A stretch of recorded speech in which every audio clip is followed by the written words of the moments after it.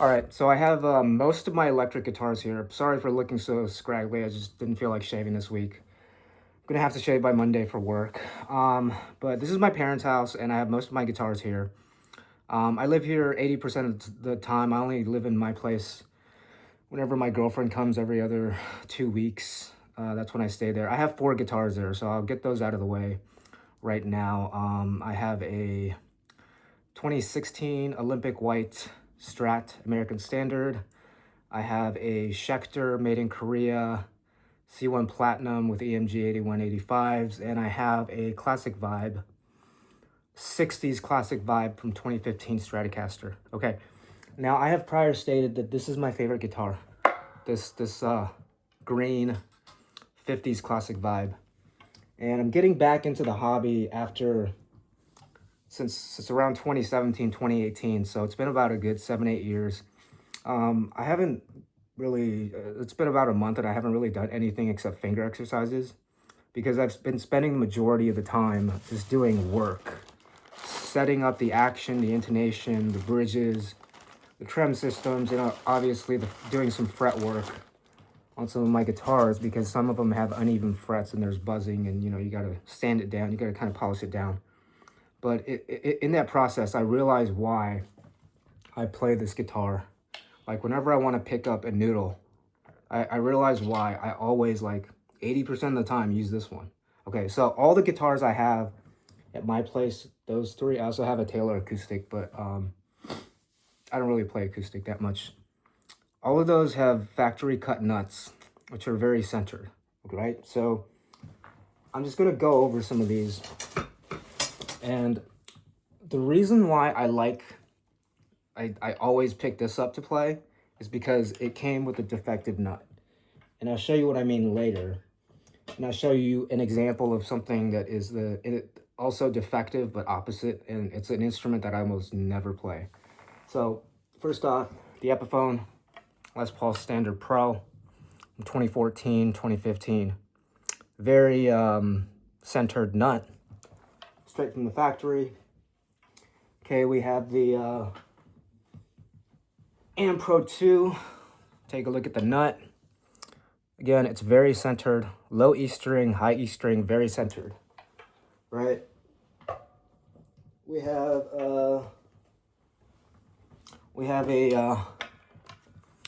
2014 or 2015 MIM Standard, Mexican Strat Standard. And again, the nut is very centered, as you can see. And it has Tex-Mex pickups on them with the original, well, no, I think I changed out the original pickup covers. But yeah, Tex-Mex on a Mexican Strat. Then we have the Squier Classic Vibe Telecaster that I recently got, and it's amazing. I had to go inside and add some, what do you call it, buzzkill copper wiring to get rid of the buzz, because the high E string would buzz a lot. This is a centered nut, right? So all these guitars have centered nuts. What's another one that I have? All right, this Gibson Les Paul right here. From the factory, a very centered nut. The spacing is different, but it's very centered in comparison. Actually, this one is a little bit in favor of my preference, which I'll explain. As you can see, it's not as centered. On the lower E string, or the bass E string, the nut is closer to the edge, so you have more of an issue of that. And on the high E string, it's more closer to the fingerboard, not as close to the edge, so you don't have that possibility coming up. And since it's a Gibson, I don't want to ruin the headstock, so I'll just put it away very carefully. As carefully as I can. There we go. We're kind of roughing it up. But on this one, my favorite guitar, as you can see, the nut is very different. It's very tilted towards, it's very uneven. What I mean is, on the high E string octave, it is very much more toward the center as opposed to the edge. And on the bass E string, it's very close to the edge, so you have more of an issue of, doing that when you're playing. But that's not an issue for me. That almost never happens when I play this, or when I play the Gibson.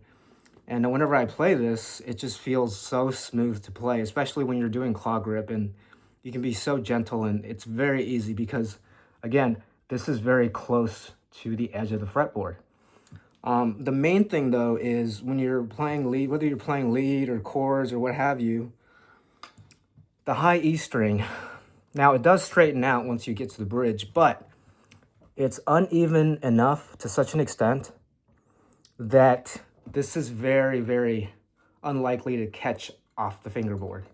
And so I feel very comfortable using this guitar and playing the high E string here because it almost never falls off. Now, I'll show you one last guitar, and it's a counter example. It's a guitar that unfortunately I never play because, well, I can do fret work and, you know, evening out frets and setting up action and intonation, doing the saddle work and stuff. I cannot fix a nut on my own. I just don't know how. This one is defective in the opposite way. As you can see, this is kind of normal, but here it's so close to the edge, high E string. It's very uncomfortable to play. It's almost like you're kind of out of pocket feeling when you play on the high E string, and a lot of times it does catch, you know, when it goes off the edge of the fingerboard. So when you're buying new guitars or a used guitar, pay attention to the nut. Like, it's at this point, it's a total preference situation for me where I actually want to play a guitar that has a defective nut where the bass E string is closer, and in compensation, the high E string is closer to the middle of the fretboard as opposed to the edge, because it's a lot easier to use this high E string as opposed to the other one where the high E string is so close to the edge. A lot of times it's just going to catch and slide off. And so I think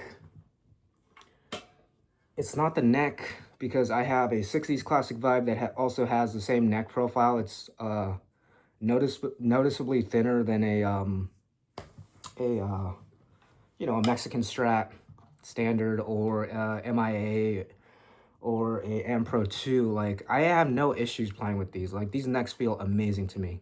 They feel chunky, they feel full in my hand. So it's not about the slim neck that makes me like that guitar. And I didn't figure it out until I just started doing some work on them. And I got to this guitar, and I'm like, okay, so I fixed the intonation, the action, the saddles, even the trem system. And this is a Mexican Deluxe with vintage noiseless and a pickup button, and a button where it adds the bridge pickup to all 4 positions. But I got to this, and then I was playing around with it, just noodling, and it's like this high E string keeps catching. And I just never identified the issue until now. This high E string is defectively cut from the factory to the point where it's so close to the edge of the fretboard. When you're doing chords, like, unless you're doing a full bar chord, it very easily just slides off. So pay attention, I guess, to the nut. Whether you're buying a used or a new instrument, always pay attention to the way the nut is cut. Always play around with it and see whether or not you like it. I actually prefer guitars that have a uncentered nut where the high E string, again, is closer to the edge, which this almost never happens to me. Like, it happens very rarely for me. And I don't play softly. I play pretty heavily. I fret pretty heavily. But this almost never happens to me. So it doesn't matter that this is close to the edge of the fretboard.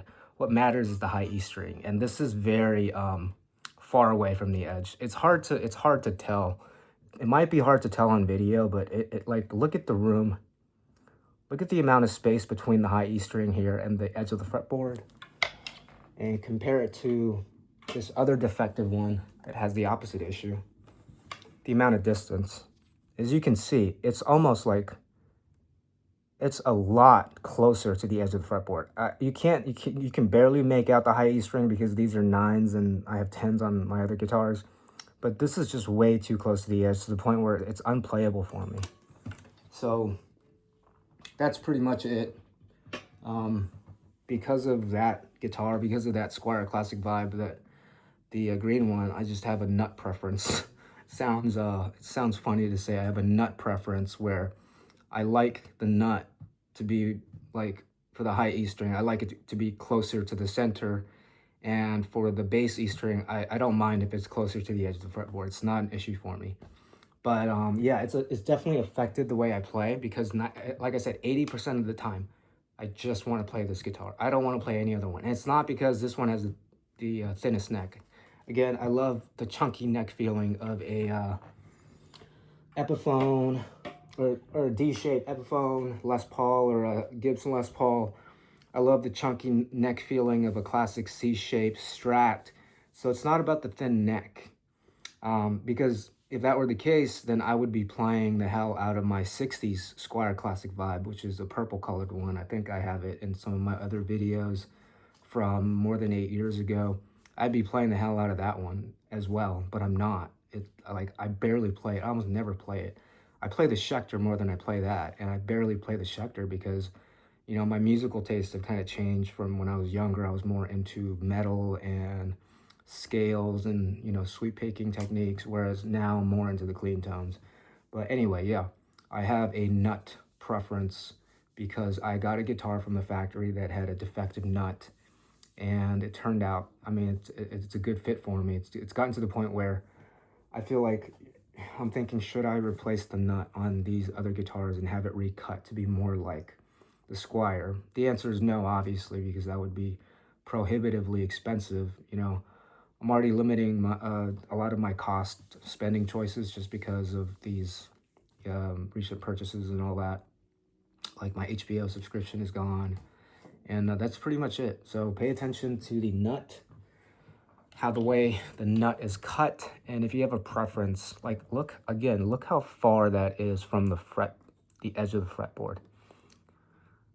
Like even if it's a millimeter or 2 millimeters, it makes a difference. It really does make a difference when you're actually playing, and this doesn't happen. This is never gonna happen when I play this. It never happens.